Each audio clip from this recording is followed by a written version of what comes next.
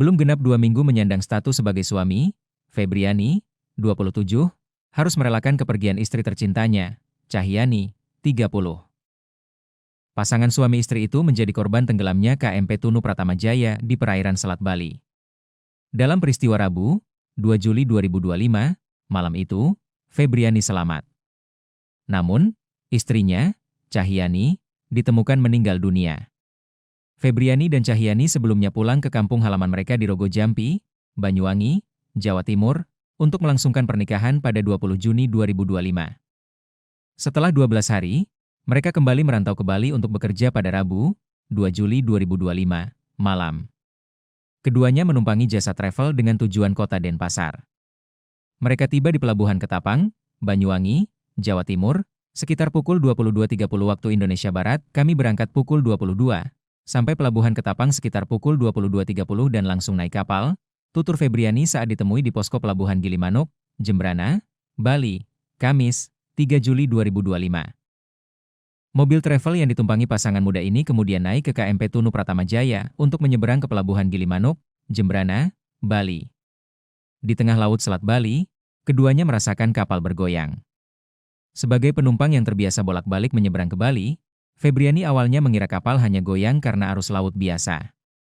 Namun, situasi dengan cepat berubah ketika kapal mulai miring ke kiri. Kepanikan mulai menyebar. Para penumpang berlarian mencari pelampung dan berusaha menyelamatkan diri. Menurut Febriani, tidak ada peringatan bahaya atau panduan keselamatan dari awak kapal. Kami semua menyelamatkan diri sendiri, ambil pelampung sendiri, katanya. Ia melihat lampu dan mesin kapal sudah dalam kondisi mati atau blackout. Dalam kekacauan itu, Febriani meminta istrinya yang tidak bisa berenang untuk memeluk erat tubuhnya. Keduanya lalu memutuskan untuk melompat ke laut sebelum kapal tenggelam. Namun, gelombang besar yang tercipta setelah kapal terbalik dan tenggelam memisahkan mereka. Pada saat itulah pelukan istri saya terlepas, ucap Febriani lirih. Setelah berhasil berenang ke permukaan, ia segera berusaha mencari sang istri.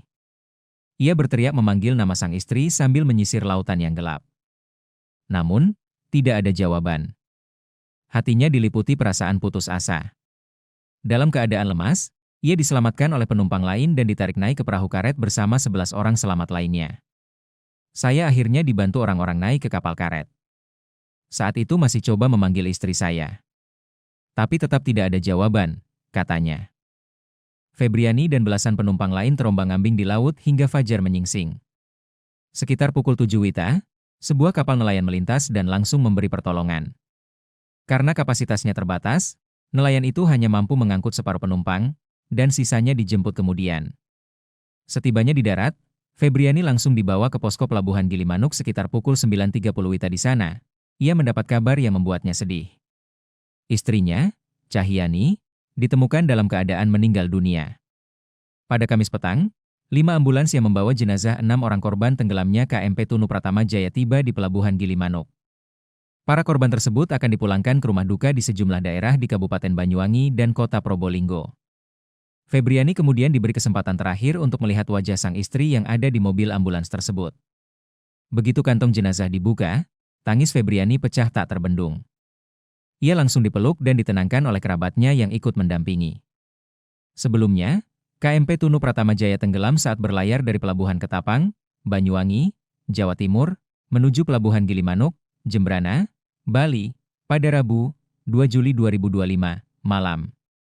Dari total 65 penumpang dan awak kapal, hingga Kamis malam sebanyak 35 orang telah ditemukan, terdiri dari 29 korban selamat dan 6 meninggal dunia.